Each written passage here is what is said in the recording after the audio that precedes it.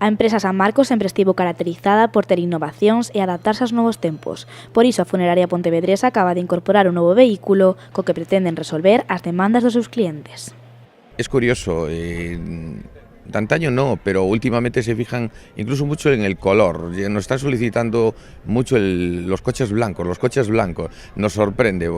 Este coche es un coche exclusivo, un coche que se aprecia perfectamente. Queríamos ofrecer, dentro de esta innovación constante que estamos teniendo, un coche acorde a los servicios, como dije antes, que presta la empresa San Marcos. Unha nova prestación que non repercutirá nos custes dos servizos da funeraria.